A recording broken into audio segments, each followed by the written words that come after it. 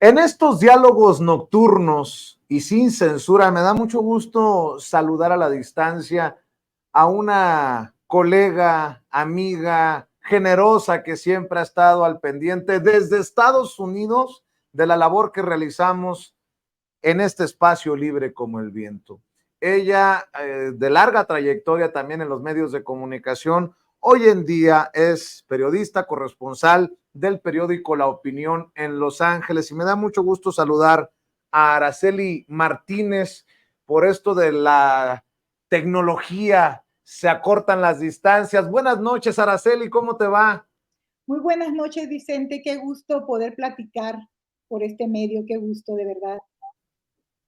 Oye, Araceli, ya nos tocaba conversar sin censura y bueno, hablar de tantas cosas que nos unen y que en ocasiones también nos desunen a las comunidades mexicanas, sobre todo a ambos lados de la frontera. ¿Cómo van las cosas por allá? Me imagino que también ya inmersos en este proceso rumbo a la elección presidencial. Ahora sí que les va a tocar de adonas, diríamos allá en Sonora, doble a ustedes, los mexicanos en Estados Unidos, la elección presidencial para Estados Unidos y la elección presidencial para México.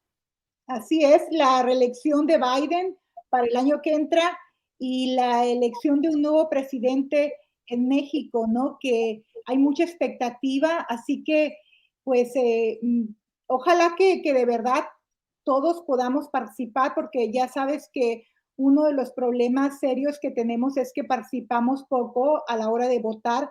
Entonces, esta es una gran oportunidad para hacer oír nuestras voces, tanto en Estados Unidos como en México, ¿no? En ambas economías tenemos un papel muy fuerte, contribuimos a la economía de una manera muy importante, muy grande, y pues a quienes somos ya ciudadanos de Estados Unidos, pues tenemos que salir a votar, ya que nuestras tasas de votación son muy bajas, pero pues cada elección se hace un llamado a que salgamos a votar y no lo hacemos, ojalá y que sí, porque es mucho lo que está en juego para el próximo año en Estados Unidos. Y bueno, ¿qué te digo? Tú mejor que yo sabes lo que está en juego en México y es una gran oportunidad de salir a votar. Ojalá que también lo podamos hacer no solo por correo como lo hemos hecho antes, sino también de manera electrónica, ¿no? Así que dos grandes sucesos nos esperan el año que entra, Vicente. Así es, oye, Ara, debo de decir que también en Estados Unidos la comunidad está frente a esta decisión de que continúe un Joe Biden que si bien ha tenido detalles eh, empáticos hacia la comunidad hispana, no ha logrado, porque es un presidente con un respaldo minado, hay que decirlo también en el Congreso de Estados Unidos, con no todo el respaldo que él quisiera entre la ciudadanía estadounidense, no ha logrado de alguna manera poner sobre la mesa con contundencia el tema de la reforma migratoria o el regreso de Donald Trump, que sigue al acecho con su discurso antimexicano, antiinmigrante, y este es un tema que no solamente apasiona a propios y extraños allá en Estados Unidos, también veo muchos acá opinando en México. Mira, Vicente, para mí, para mucha gente, Biden ha sido una gran decepción porque esperábamos mucho más de él, en especial después de tener un presidente como Trump.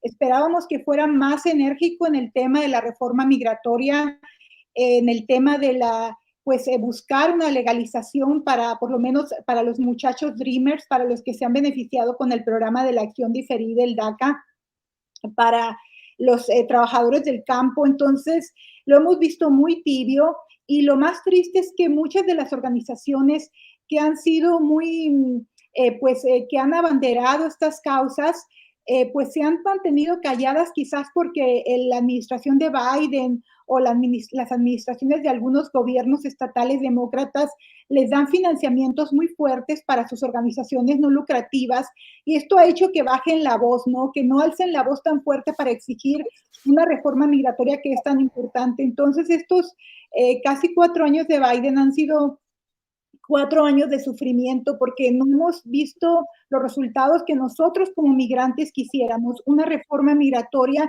o algún otro tipo de alivio, ¿no? Porque la verdad que sí es decepcionante y bueno, ya sabemos quién es Trump, ya sabemos, nunca escondió sus cartas, sabemos que no podíamos esperar nada de él, pero sí esperábamos mucho más de Biden y yo no sé con qué nos va a salir su campaña de reelección para convencernos a los latinos de que le demos nuevamente el voto si realmente no hemos visto resultados en materia de migración. Así que sí me preocupa y me preocupa que nuestros líderes estén bastante calladitos, Vicente.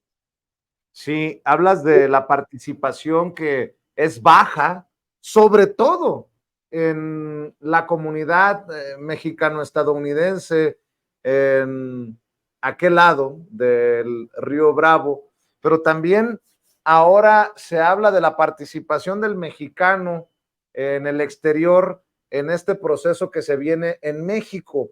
Y me ha tocado con mucha atención eh, determinar qué es lo que está pasando también en las coberturas y en los medios de comunicación de aquel lado de la frontera. Y me imagino que también para ti es fascinante, ¿no? Ver la caída de grandes personajes del pedestal en el que en que los tenían en la comunidad inmigrante, por la cobertura que le han dado a la llegada del presidente Andrés Manuel López Obrador y su gobierno. Tú, de hecho, tus estudios, tu carrera la has hecho en México y ahora como migrante también te toca pues contar la historia a lo lejos, desde Estados Unidos, algo que nosotros también hemos venido haciendo con los años. ¿Cómo ves esta situación de los medios de comunicación en inglés que normalmente le tiran feo al presidente de México y más allá de las cuestiones partidistas o de simpatías, filias o fobias que pueda uno tener, pues también contar el sentir de la gente? Dame tu opinión de esto que te planteo.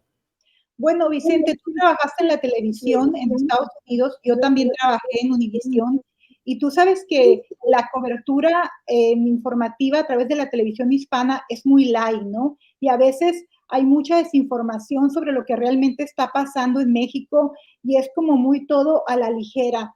Entonces se van más por el enfoque sensacionalista, amarillista. A mí no me gusta cómo se cubre desde acá a México y creo que también tiene que ver con que mucha de la gente que está en las redacciones de los medios hispanos, muchos no son mexicanos, muchos son de otros países de Latinoamérica y no entienden bien, no están bien informados de lo que está pasando en México. Y bueno, algunos que sí son mexicanos, como algo que tú ya conoces, pues tienen sus agendas, ¿no? Y las imponen.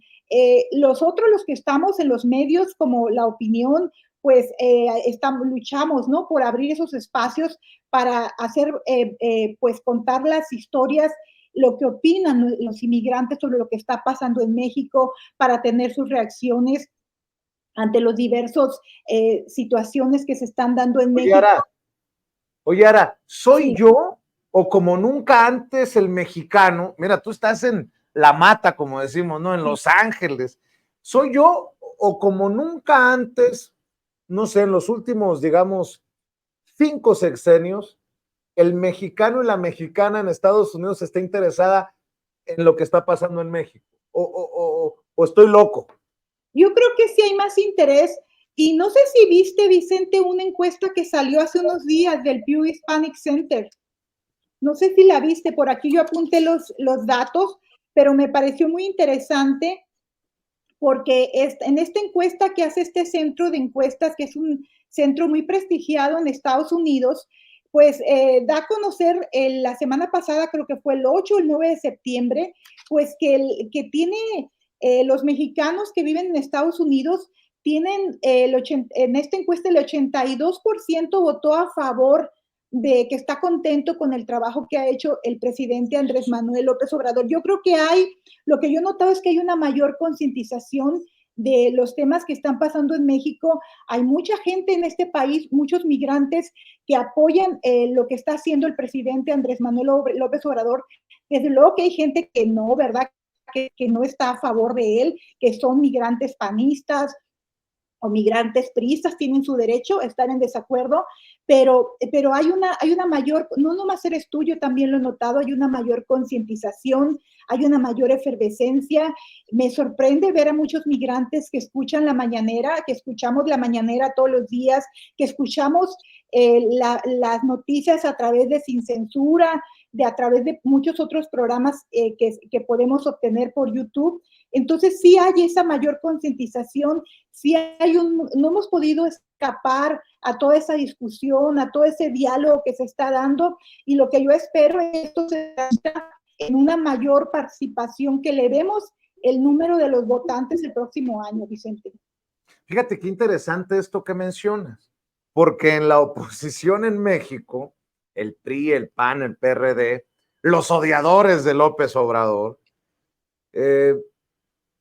dicen que al presidente se le está cayendo a pedazos el país, y no es ni siquiera la encuestadora que publique en El Financiero, no es Mitofsky, no es el Universal, es el Pew Research Center. El Pew es como un centro de investigación de los más respetados, si no es que el más respetado en Estados Unidos, y le da, poniéndolo como si fuera una encuesta, el 82% de aprobación al presidente Andrés Manuel López Obrador. Dice el Pew Research Center que el 82% de los mexicanos tienen una idea favorable acerca de Andrés Manuel López Obrador. Esto no es poca cosa, y viene desde Estados Unidos, en donde el Washington Post, en donde el New York Times, en donde Bloomberg, pues se han pasado en estos 5 años soltándole bombas lacrimógenas políticamente hablando. Qué interesante. Allá desde Estados Unidos, lo voy a decir yo, no te preocupes, no lo digo yo, no lo dice mi querida Araceli Martínez, desde las pantallas de Univisión y de Telemundo, en donde la cobertura, hay que decirlo, no es favorable, con un Jorge Ramos, un León Krause de la dinastía Krause, confrontada con el presidente Andrés Manuel López Obrador, conducen los noticiarios, dicen que de mayor audiencia. Así que es muy interesante que llegue desde Estados Unidos esta medición, por llamarlo de alguna manera, de la aprobación al gobierno de la 4T, Araceli. Y recordemos también, Vicente, que en el 2018 el 64.8% de los mexicanos que fuimos a votar, votamos por Andrés Manuel López Obrador, y solamente el 26.7% votó por el panista Anaya, ¿no? Entonces, quiere decir que la gente sigue contenta, ¿no? Sigue satisfecha con el trabajo que ha hecho el presidente Andrés Manuel López Obrador, con los cambios que ha hecho, con los programas que ha impulsado. Quizás lo que algunos líderes migrantes han cuestionado es que no hayan tenido la oportunidad de sentarse con el presidente Andrés Manuel López Obrador, que les diera una reunión para platicar con ellos de viva voz y explicarle los diferentes problemas que nos aquejan aquí, ¿no? Entonces, quizás ese es el pendiente que deja el presidente. Ignoro por qué lo hizo. Yo en la única oportunidad que tuve de estar en una mañanera le pregunté, pero no me contestó. Entonces, hay esa inquietud, ¿no? Pero aún así, con ese pendiente, yo creo que los migrantes están contentos, porque hay que recordar que muchos salieron en las épocas de Vicente Fox, en las épocas de Carlos Salinas, de otros presidentes que le hicieron mucho daño al país. Así que creo que hay un consenso en general, y a medida que han pasado los años de este gobierno, la gente está contenta, está haciendo un esfuerzo mayor por mandar una mayor cantidad en sus remesas. Llueve, me decía una inmigrante, yo tenga trabajo o no, pero yo tengo que mandarle dinero a mi familia. Entonces todos estamos haciendo un esfuerzo mayor. quizás sacrificándonos en otras cosas para seguir apoyando a nuestras familias en México. Ojalá que el presidente Andrés Manuel López Obrador, antes de irse, se reúna o tenga algún diálogo con los migrantes. Creo que sería un buen cierre con broche de oro, porque ha tenido un gran apoyo. La mayoría de los inmigrantes en este país lo están apoyando y yo creo que es una deuda ahí pendiente, Vicente. Fíjate que yo le he insistido en ese tema, ¿no? De un viaje una gira por Estados Unidos, pero el presidente, que es un animal político, un ajedrecista político, entiende que su presencia podría hacer ruido en momentos en que Estados Unidos va rumbo a la elección presidencial. No sé si termine algún día recibiendo a líderes migrantes acá en Palacio Nacional. El problema es que el liderazgo migrante también ha perdido mucha credibilidad, porque en esos pleitos por el poder hay líderes charros también, hay líderes autoproclamados líderes, en fin, hay de todo. Pero fíjate, Araceli, que regresando a lo del Pew Research Center, hay otra medición que está muy, muy fuerte. Fíjate que esto es revelador. En el 2017, antes de que llegara Andrés Manuel López Obrador, cuando nosotros, por ejemplo, todavía transmitíamos desde Chicago y pedíamos la renuncia de Peña Nieto, la satisfacción con la democracia andaba por el 6%, 6%. Y en el 2023 subió al 48%, o sea que casi la mitad de los mexicanos se sentía satisfecho o satisfecha con la democracia. Y esto también es un factor cuatrotero, es un factor de Andrés Manuel López Obrador. Yo sé que hay mucho regateo, porque a lo mejor eso lo tendrán que definir, evaluar nuestros hijos, nuestros nietos, querida Araceli, porque así es la historia, los procesos históricos. Pero este es el líder social al que tanto le han regateado pues su lugar en la historia, esos que se sienten avasallados por su arrastre social. El 48% en el 2023 está satisfecho con la democracia y brinca del 6% al 48% de 2017, o sea, en 6 años, querida Araceli. Y eso también es durísimo, porque el 6% obviamente estaba insatisfecho por los gobiernos del PRI, por los gobiernos del PAN, por las crisis, por la violencia y por todo lo que no quieren aceptar. Así es, yo creo que eso te dice de por qué la gente al final se refleja en más del 80% de aprobación, ¿no? Si lo sumas todo, creo que la gente está contenta con los cambios. Obviamente hay un grupo que nunca va a estar contento y también es por razones políticas. Entonces, yo cuando escucho que algunas personas dicen, no, que México se está cayendo a pedazos, pues vayan a Tijuana, ¿no? O vayan a ciudades como Mazatlán, donde viven 30,000, 60,000 estadounidenses, ¿no? Donde todo el desarrollo que se está creando en estas ciudades. Entonces, si de verdad México se estuviera derrumbando, pues no estaríamos viendo este crecimiento en la inversión inmobiliaria, ¿no? Entonces, creo que ahí es una contradicción y bien, tú que conoces también acá Estados Unidos, lo dijiste bien, tenemos líderes de todo, ¿no? Hay muchos líderes que en realidad pues representan una organización ficticia, una organización que no es real, hay líderes charros, hay líderes honestos. A mí me gustaría, Vicente, que si se da o no este diálogo, que cualquiera de los, pues, que de quien vaya a ser el próximo presidente de México o los candidatos, quizás en lugar de reunirse con estos líderes, vayan y vean cómo vive nuestra gente aquí en Estados Unidos, ¿no? Vayan y vean cómo viven los trabajadores del campo, los trabajadores de los hoteles, los trabajadores de los restaurantes, que vayan y se metan a su casa, ¿no? Y platiquen con ellos para que conozcan sus necesidades de primera mano, ¿no? Una gira por los consulados hace falta. Bueno, ya que tocaste ese tema, ¿no? Sabes que el Marcelo Ebrard les prometió una reunión que él iba a lograr una reunión con el presidente, algunos líderes, y los puso a trabajar en mesas redondas que le hicieran propuestas, ¿no? Sobre las diferentes problemáticas, ¿no? Pero al final, pues no pasó nada, no hubo esa reunión, no sabemos a dónde fueron a parar todas esas propuestas que le hicieron los inmigrantes, pero creo que aquí otra deuda pendiente que queda es de que hay que realmente mejorar los consulados, ¿no?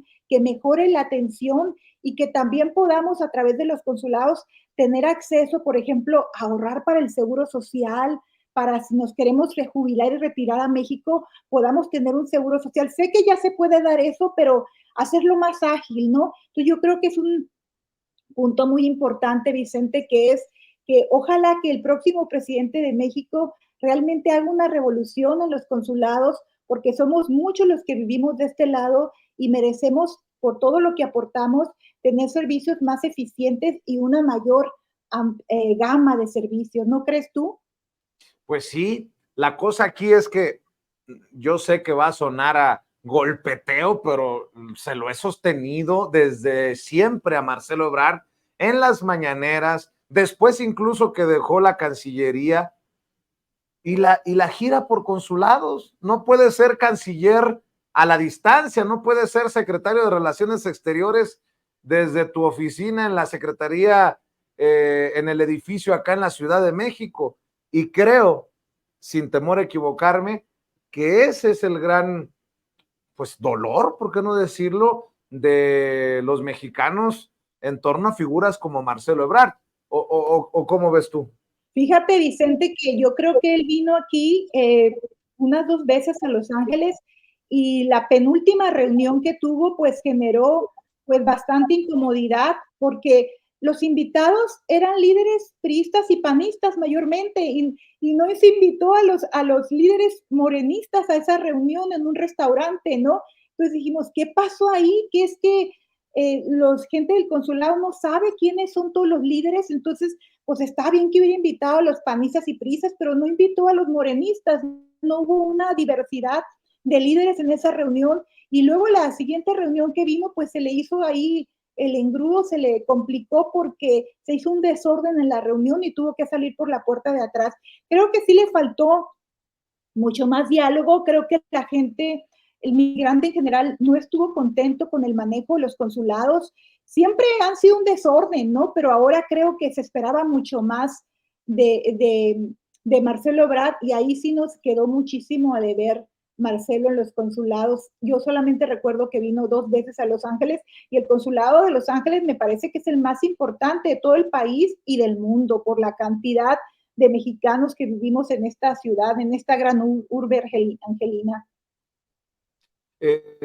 Mi querida Araceli, ¿cómo ha sido para ti esto de estudiar periodismo, comunicación en México y tratar de incorporarlo, de adaptarlo a una comunidad pues tan intensa, pero con necesidades acá y allá?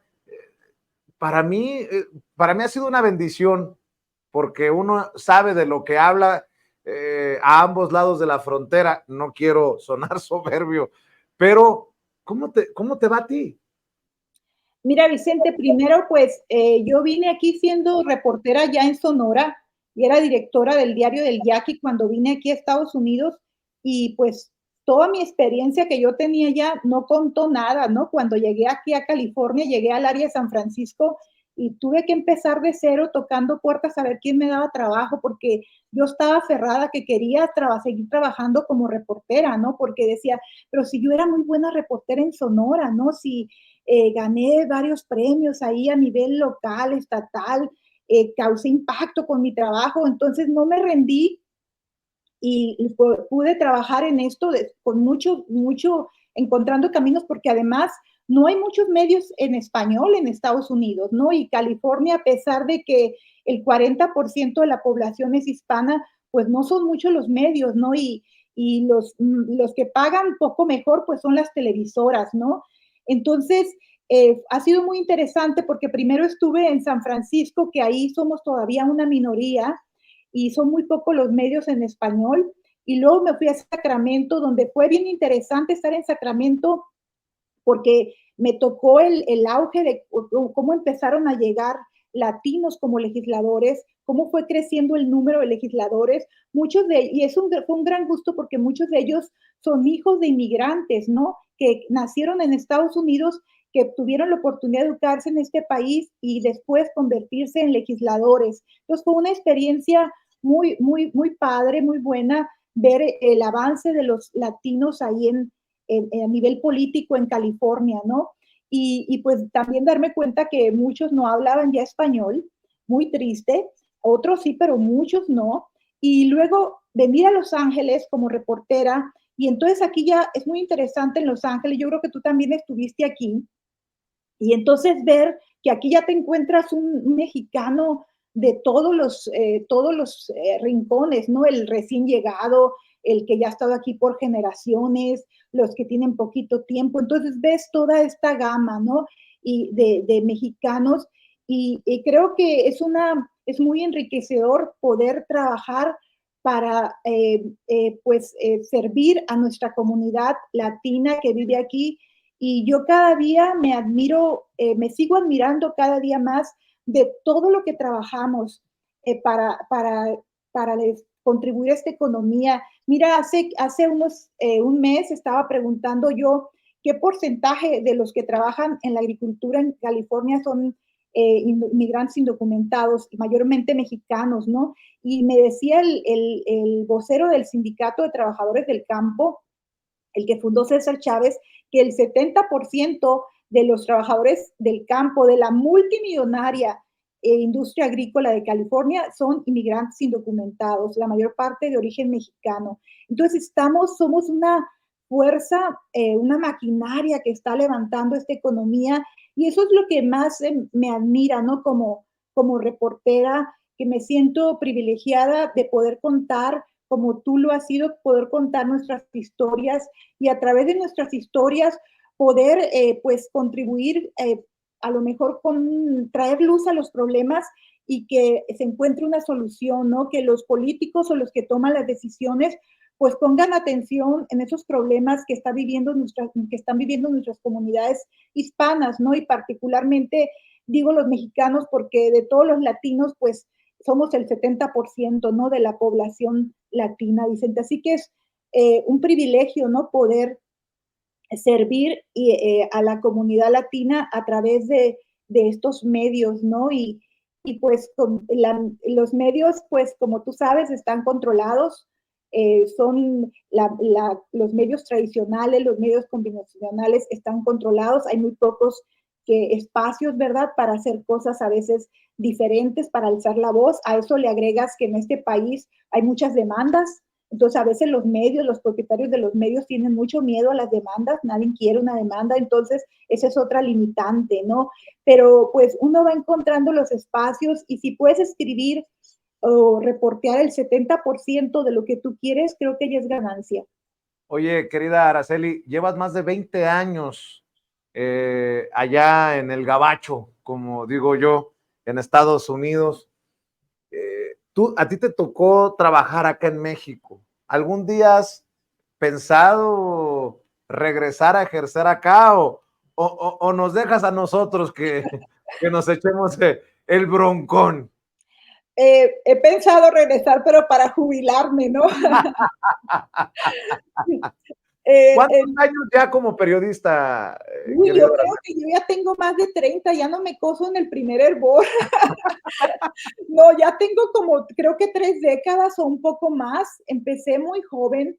Fíjate que a mí me tocó ser reportera para el Imparcial cuando estaba Manlio Fabio Beltrones de gobernador. ¡Ay, mamita! Híjole, estuve sometida a un estrés que no te imaginas, demandada, me sometían a interrogatorios por horas para que revelara mis fuentes, me rayaban el frente de mi casa donde yo vivía con puras groserías, me tiraban gatos muertos al frente de la puerta de mi casa, me chocaron mi carro, me lo dejaron hecho pedazos, sufrí mucha persecución. Mario Fabio es bastante vengativo, entonces, pues no le gustaban, ¿no? Las noticias en contra. Y tuve mucha suerte de que en ese momento yo trabajaba para el Imparcial, que me dieran apertura, a pesar de que quizá porque el Imparcial es un periódico identificado con el panismo y pues Mario era priista, entonces pues no les importaba que yo lo cuestionara y lo evidenciara todo lo que se pudiera, ¿no? Pero sí me tocó una época como al nivel personal de muchísimo estrés porque fui muy acosada y entonces sí, no fue fácil, ¿no? No fue fácil y acá pues es otro tipo de presión, ¿no? Es otro tipo de presión, pero creo que por el momento no tengo planes de regresar a, a trabajar a Sonora, pero sí sigo, escribo una columna para Medios Opson, una plataforma local, pero pues aunque mis amigos quieren que regrese, yo creo que me la pienso, Vicente, ahí estás tú. Bueno, no, y no te juzgo, simplemente te pregunto porque no es una situación fácil. Y, y mira que te lo estoy diciendo yo pues con mucho cariño. Sí, Te lo pregunto porque tú tienes tu licenciatura en Ciencias de la Comunicación por la UNAM sí. y tienes la maestría, me corrige si estoy equivocado, de la Universidad de Guadalajara en Exacto, periodismo digital. así es. Sí, sí, sí, así es. O sea, tu educación ha sido mexicana, aunque ejerces para la comunidad mexicana en Estados Unidos. Así es. Y como te dije, contra todos los pronósticos, porque cuando yo llegué, yo casi entré como en una crisis porque todo el mundo me decía, olvídate, aquí no vas a poder seguir tu carrera, ¿no? Entonces yo decía, no, es que yo quiero ser reportera, ¿no? Y pues gracias a Dios se fueron dando los caminos para que pudiera encontrar trabajo y pues he vivido de eso, ¿no? De ser reportera en estos 20, 21 años, al principio con eh, 3, 4, 5 trabajos al mismo tiempo todavía, ¿verdad? Si me sale otra oportunidad de algo extra, lo hago, porque cada día la vida está muchísimo, muy cara en Los Ángeles, las rentas están por las nubes, pero sí, mi formación es completamente hecha en México, aquí he hecho cursos, he ido a muchos talleres, fellowships que le llaman entrenamientos, pero mi formación yo me hice reportera en Sonora y yo me hice reportera en Ciudad Obregón, en el Valle del Yaqui. Empecé cubriendo en los campos agrícolas del Valle del Yaqui. Mi primera fuente informativa fue los ejidatarios. Yo comencé primero para el periódico El Sonorense, ya desaparecido. Después trabajé para Tribuna del Yaqui. Tribuna del Yaqui creó una página agropecuaria y me invitaron a trabajar como reportera cubriendo los ejidatarios. Entonces a mí me tocaron invasiones de tierras. Después me agregaron a trabajar con los investigadores agrícolas, cubrir esa fuente. Entonces yo me iba a ver cuáles eran las nuevas variedades de trigo, que le pegó el chahuistle a tal plaga. Entonces andaba, me supe al dedillo todos los enfermedades de las plantas, de los problemas que agobiaban y así fui, ¿no? Después me fui después de la Tribuna, me fui al Imparcial donde estuve 11 años y también ahí el primer año, el segundo se me dio la oportunidad de trabajar en la radio y estuve en la radio como 11 años, así que y luego pues ya me vine para acá. Antes de venir, como te digo, fui directora del diario El Yaqui, entonces yo me hice reportera, me formé académicamente en la Ciudad de México, pero yo me hice reportera en el Valle del Yaqui. Mis mejores amigos están en el Valle del Yaqui. Los quiero muchísimo, han sido como hermanos, mi segunda familia, porque yo originalmente soy de Sinaloa. Así que tiene un lugar muy especial el Valle del Yaqui en mi corazón. Y aquí, pues en California, tuve que empezar desde cero, ¿no? Tú sabes, no fue fácil, pero pues ahí vamos, Vicente. Qué bueno, Araceli. Oye, Araceli, a ver, ¿y qué piensas de estas definiciones a las que nos ha llevado el presidente Andrés Manuel López Obrador? No nos ha obligado, obviamente, a algunos lo hemos hecho por convicción, pero yo he compartido aquí, porque a mí cuando me quieren atacar, me sacan. tu crítica contra López Obrador del año 2000, lo que tú quieras, 16 o antes, allá cuando estaba en Chicago, porque les he contado que hay una dinámica de si te madreas, perdón, si golpeas a alguien, tienes que golpear a todos en un afán de imparcialidad absurda en ocasiones. Y pues cuando me han querido golpear me sacan esos videitos o esos audios y yo les decía, es que a la distancia no entendía, hay que ser sinceros, no entendía la magnitud de lo que estaba en juego en México. Y ahora acá en algunos diálogos que he sostenido con el presidente en la mañanera, me ha hablado de tiempo de definiciones, que incluso para el periodismo son tiempos de definiciones. Él habla del periodismo militante, de los Flores Magón, que en su momento fueron guiados por sus convicciones políticas, por sus ideas. Y aquí estamos muchos, desde la trinchera, esperando que no regresen los que han saqueado por tantos años a México. ¿Tú te has definido en Estados Unidos? Yo sé que es diferente la dinámica, pero te voy a hacer una pregunta que me la vas a cobrar algún día, amiga. Chaira. Yo apoyo al presidente Andrés Manuel López Obrador a nivel personal, pero si tengo que hacer una historia, pues yo consulto a los que están a favor y en contra, ¿no? No, claro, pero tu idea de transformación de México va con aquello de primero los pobres, de no mentir, no robar y no traicionar al pueblo, de estas cosas. Totalmente, 100%, Vicente. Yo he votado todas las veces que he podido por el presidente Andrés Manuel López Obrador. De hecho, creo que hace como la primera vez, no recuerdo, me entrevistaron del periódico El Sacramento Bee como reportera para preguntarme por quién iba a votar y yo les dije en esos momentos que iba a votar por Andrés Manuel López Obrador y les di las razones, ¿no? A nivel personal, yo comulgo con su ideología, con sus políticas de que primero los pobres, porque creo que como reporteros nosotros lo vemos de primera mano, ¿no? Lo vemos realmente,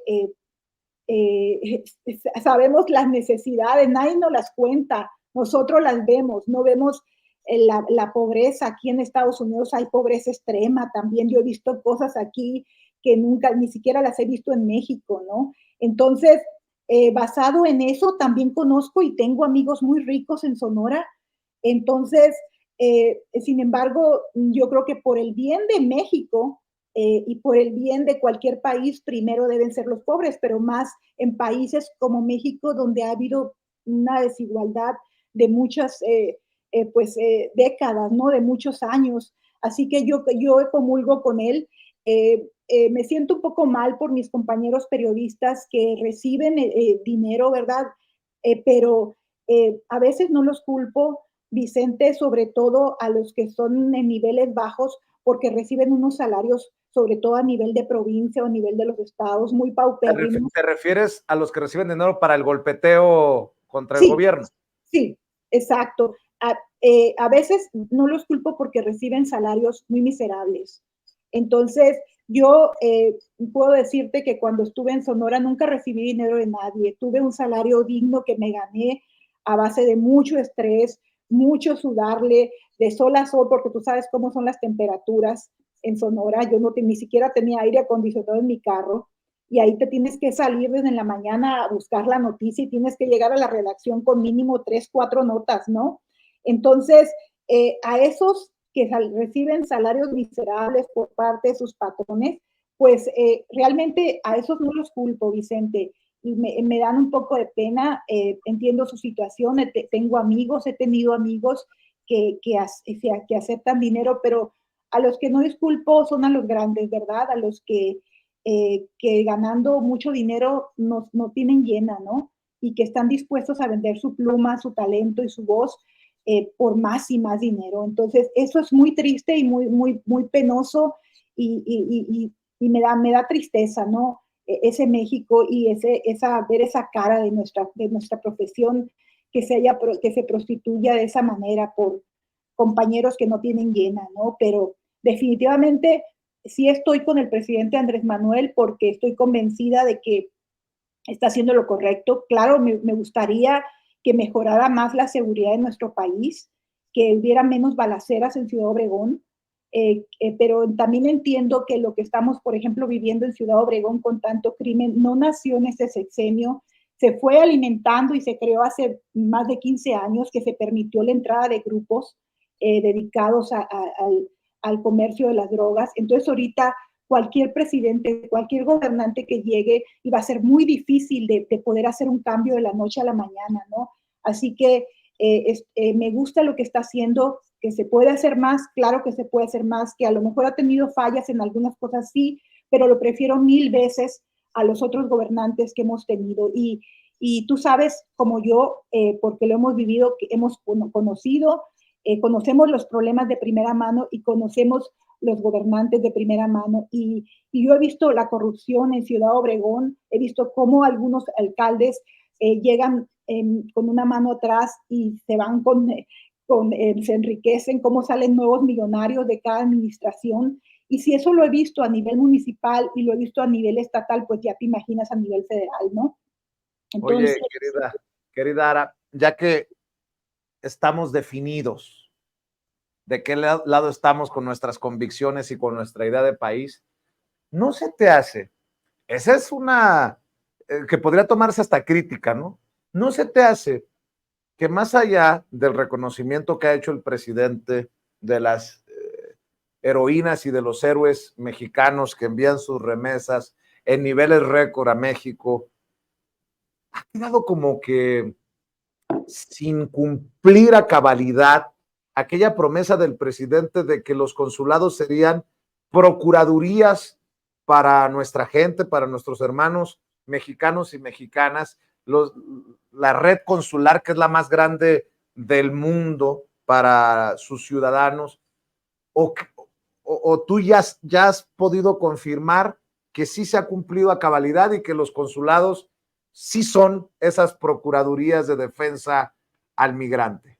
Claro que no, Vicente, no son esas procuradurías, esa promesa se cumplió 5% o 10%, porque mira, honestamente, yo sí hice varias historias de inmigrantes que recibieron asistencia legal gratuita por parte del Consulado de Los Ángeles. Incluso hablé con sus abogados y obviamente, los inmigrantes. Hice algunas historias de gente que sacaron de los centros de detención migratorios y que no les cobró nada los abogados porque fueron pagados por el consulado.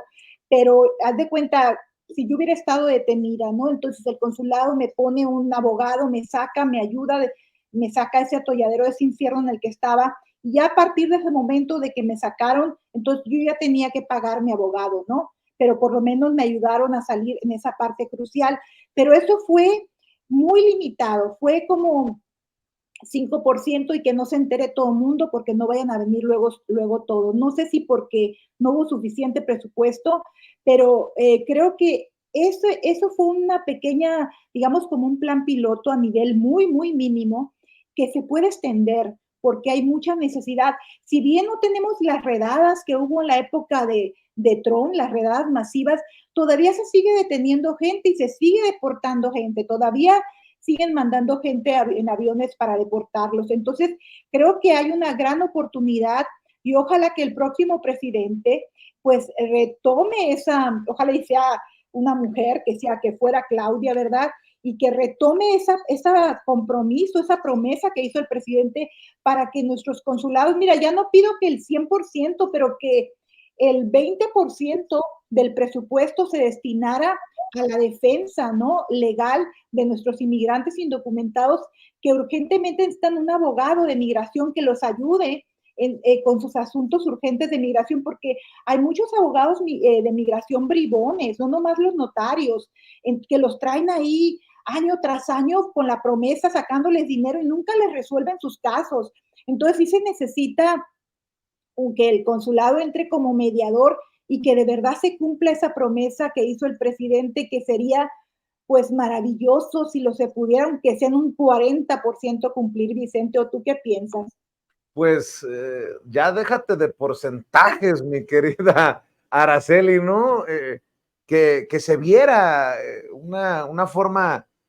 Híjole, yo he sido, por ejemplo, muy crítico de las residencias consulares. Yo sé que hay consulados en donde las residencias son muy humildes, pero hay algunas que son una grosería para la comunidad.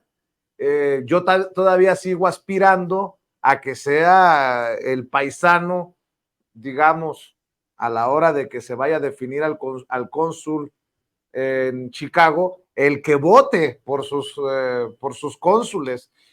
Si estamos pidiendo que el mexicano vote por sus ministros y ministras de la Suprema Corte de Justicia de la Nación, y no le quiero meter ruido porque no quiero que vayan a pensar que es de alguna manera un golpeteo, porque yo sigo esperando a esa democracia participativa y ojalá que algún día, así como los mexicanos ya pueden ser votados, ya pueden ser elegidos como representantes populares al Congreso, que así los migrantes puedan votar para ver quién termina como su representante en tal o cual consulado, ¿no? Pues sería muy bueno porque hasta ahorita los cónsules han sido una especie de virreyes, ¿no? Con muchos privilegios, con mucho pagado. No sé si sepas dónde vive el cónsul de México en Los Ángeles, ¿no? Vive en una privada donde también, por lo menos, ahí vivía el exalcalde Eric Garcetti, el exalcalde de Los Ángeles, que ahora es embajador de Estados Unidos en la India. Era vecino de la cónsul anterior. Entonces, vive en una privada con muchos privilegios, la renta pagada, chofer pagado, y luego una crítica también es de que muchas veces los cónsules pues nada más se juntan con los migrantes riquillos, ¿no? Con los migrantes de la élite, ¿no? Pero entonces no invitan o no hacen parte también aquellos que son del pueblo, ¿no? O les hacen el feíto. Entonces tiene que haber un poquito más pues, de apertura, de abrir puertas, ¿no? Sería ideal que pudiera ser los cónsules que los pudiéramos elegir, pero Vicente, si va a ser igual que los diputados migrantes, que son becarios, que realmente no hemos visto, no vemos, nunca nos dan un informe, o si se lo dan con sus cuates, con sus amigos, entonces realmente no vemos resultados, ¿no? De lo que están haciendo ni el trabajo que están haciendo. Hay solamente un par que sí nos platican que van aquí, que van allá, pero realmente pasan a convertirse pues un voto para sus partidos, ¿no? Entonces, realmente si eso es un sueño, ¿verdad? Que puedan ser por elección, pero la verdad que creo que se le tiene que exigir más al cónsul, un cónsul más del pueblo, ¿no? Un cónsul más de puertas abiertas, un cónsul para todos, no nomás un cónsul para la clase privilegiada de las ciudades, ¿no? A donde van, de las jurisdicciones a las que pertenecen. Y bueno, sería un sueño que pudieran ser electos, pero Oye, pues... fíjate que la primera vez que pedí la renuncia de Lorenzo Córdoba fue allá en Chicago porque me di cuenta en una vuelta que di a México que promocionaban el voto de los mexicanos desde el extranjero en las radios de México, una locura. Se repartían el dinerito de promoción entre sus amigos. Y después que no implementaban el voto electrónico, que por falta de tiempo. Y ahora que está Guadalupe Tadei, mi paisana, por cierto, Guadalupe Tadei como consejera presidente del INE, espero que se empiecen a despejar muchos de los obstáculos que ha tenido históricamente la comunidad mexicana, sobre todo en Estados Unidos, para que pueda votar. ¿Tú ves que nuestro sueño se cristalice de ver un voto choncho, ¿no? Un voto importante desde el extranjero, y me refiero a poder algún día ser una pues un peso suficientemente importante para mover la balanza. Digo, si votamos 5 millones, te aseguro que otro gallo nos cantara porque nos van a ver de diferente manera todos esos políticos que a veces nada más nos endulzan el oído. Me refiero a presidentes de partido, me refiero a senadores, a diputados, que cada quien se ponga el saco si le queda. ¿Tú ves cercano ese día en el que el voto del mexicano desde Estados Unidos pueda mover la balanza? Yo creo que sí, pero tú lo mencionaste al principio, Vicente, tiene que haber campañas de difusión y de promoción, ¿no? O sea, si solamente se va a promocionar en México, pues ¿de qué nos sirve, no? Entonces, ese es el punto crucial. Tiene que haber una campaña insistente, ¿no? Para que la gente sepamos que tenemos esas opciones de votar. Esa es una muy importante, esas campañas continuas y persistentes. Pero la otra también muy importante es que tiene que buscarse la manera de hacer más amigable el proceso de votación, ¿no? Porque simplemente si uno, Vicente, que le entiende más o menos al Internet, que le entiende a las computadoras, pues batalla. Yo batallé para escribirme y hice mis corajes tratando de escribirme, ¿no? De darme de alta y que luego hay que darse de alta y una serie de pasos muy burócratas, ¿no? Imagínate, Vicente, aquí tenemos que tener 2 o 3 trabajos para poder pagar la renta y comer. Entonces, ¿te imaginas un trabajador del campo que llega bien cansado o alguien de Los Ángeles que tiene 2 trabajos o 3, que llega todo arruinado a su casa en la noche? ¿Tú crees que va a tener tiempo para, no, pues no, que aquí que no me dice que la computadora esto, que aquí me la está, nos manda al diablo todo eso, ¿no? Entonces, no, mejor no voto. Entonces, creo que son 2 cosas. Una campaña insistente aquí en Estados Unidos y fuerte, una campaña de difusión, pero la otra, hacer los procesos de registro más ágiles, ¿no? Más friendly, como decimos acá en inglés, más amigables, de manera que sea muy fácil, ¿no? Y que tengas varias opciones, porque tenemos que partir de que acá, pues es muy cara la vida y para vivir, pues tenemos 2, 3 trabajos y tenemos poco tiempo libre. Entonces, sí tenemos que ponerles casi el plato en la mesa. Si no logramos esas 2 cosas, va a ser muy difícil, porque acordémonos que aquí mismo, ¿sabes por qué no nos hacen caso los políticos gringos? Porque casi no votamos. Dicen, no, los latinos no votan. ¿Para qué? No tenemos peso, nuestra voz no cuenta. Por cierto, después de aquellas manifestaciones, ¿te acuerdas de aquellos protestas, exigencias por el respeto a la comunidad, el día sin mexicanos, el pedir la reforma migratoria? Si recuerdo bien, fue en el 2006, me corriges si estoy equivocado. Millones salimos a las calles en Chicago, en Los Ángeles. ¿Qué pasó?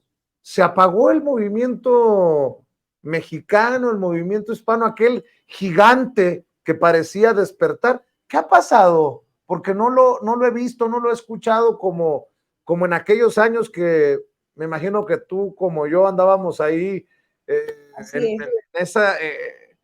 ese océano de personas. Bueno, recuerda que en esa época teníamos la amenaza de la ley de Arizona, Sensenbrenner.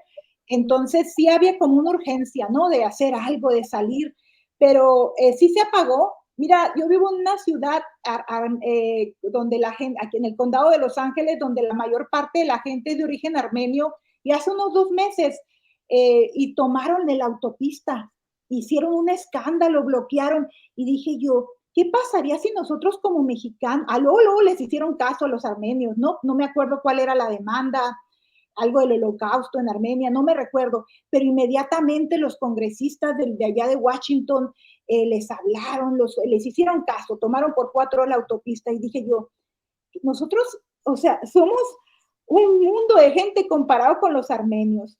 Si nosotros, ¿qué pasaría si tomáramos las autopistas de Los Ángeles para exigir una reforma migratoria? Claro que nos iban a hacer caso, pero realmente creo que se desinfló el movimiento, se desinfló en parte porque muchos de nuestros líderes reciben, hay que decirlo directamente, reciben fondos del gobierno, entonces no critican abiertamente a Biden, ¿no? Y además mucho del liderazgo estaba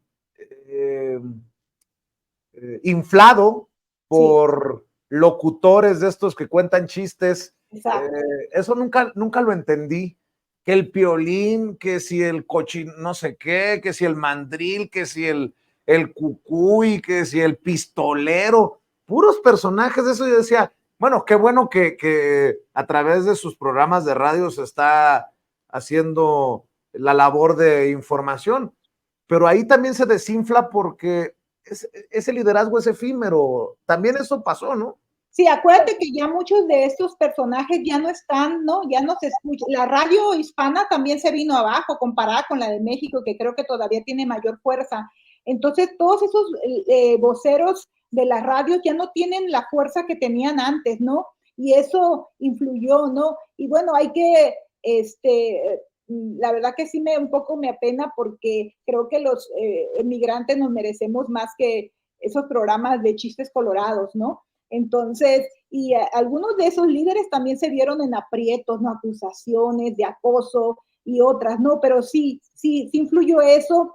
Creo que en general hace falta un mayor liderazgo con más fuerza que no se compre fácilmente para que enarbole, ¿no? Las banderas de nuestra comunidad. Y volvemos a lo mismo también, Vicente, los latinos, los mexicanos, estamos muy ocupados, ¿no? Tratando de sacar a nuestra familia adelante, ¿no? Con 2, 3 trabajos. Entonces, pues realmente tiene que estar pasando algo muy fuerte para que nos animemos a salir a la calle. También tenemos miedo a hacerlo por temor a una redada, por temor a que nos identifiquen.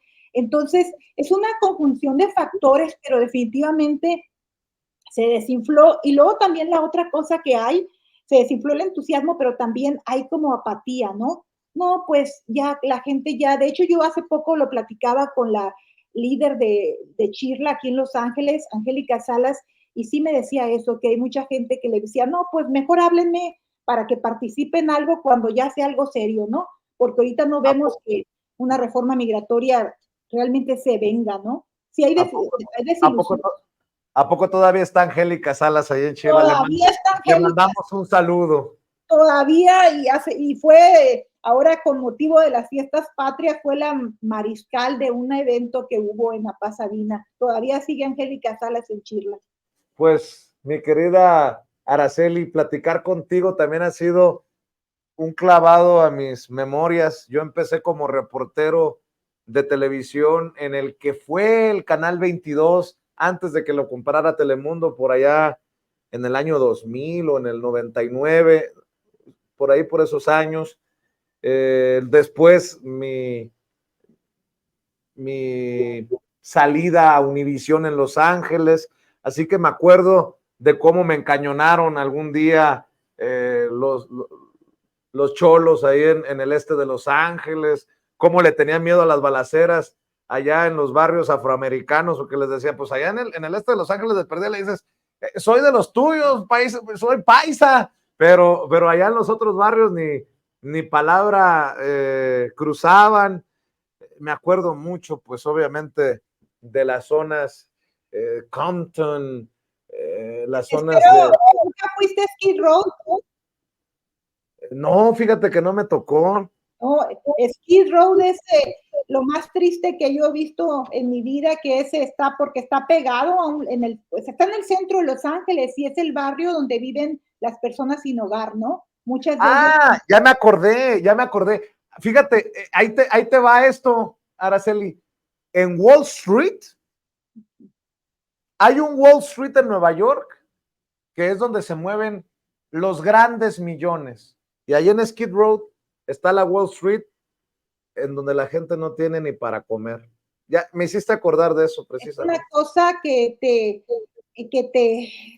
hace que la piel se te ponga de gallina, pero aparte te da miedo, Vicente, te da miedo porque puedes morirte en ese lugar, ¿no? O sea, Claro. está lo más, es como que el ser humano, hasta la degradación más fuerte del ser humano, pero aparte es un lugar extremadamente peligroso, ¿no?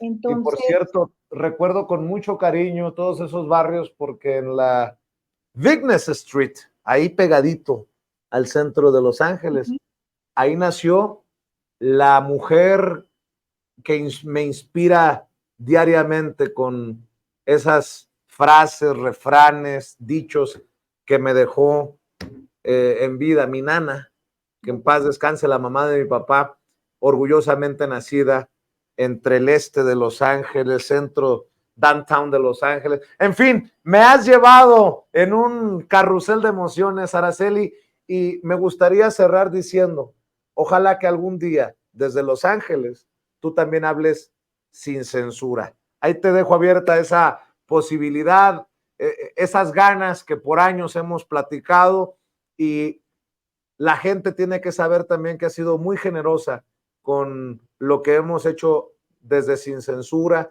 que nos has reconocido en muchos de los artículos que has publicado sobre esta trinchera que orgullosamente dirijo, y yo te voy a estar siempre agradecido, y que esta sea la primera de muchas oportunidades que tengamos de compartir así a lo sabroso, a nuestras anchas, mi querida Araceli. Pues el gusto ha sido mío y ya sabes que estoy a tus órdenes y conmigo las puertas abiertas están ahí simplemente por el hecho de ser un sonorense y yo a Sonora le debo mucho, así que tú cuentas conmigo. Te agradezco mucho, Araceli. ¿Por qué no cerramos invitando a esta audiencia diferente e inteligente que aprecia las amistades sinceras, para que sigan tu trabajo, para que estén al pendiente de lo que publican? ¿En dónde te seguimos? ¿Cómo te vemos? ¿Dónde te leemos? Bueno, escribo en el periódico La Opinión, pueden visitar La Opinión, www.laopinion.com, y trato de publicar los enlaces de mis historias en Twitter y en Facebook como Araceli Martínez Ortega, así que ahí me pueden seguir. Y muchas gracias, Vicente, felicidades a ti por y a todo tu equipo por todo el esfuerzo que hacen todos los días, porque desde acá los estamos siguiendo.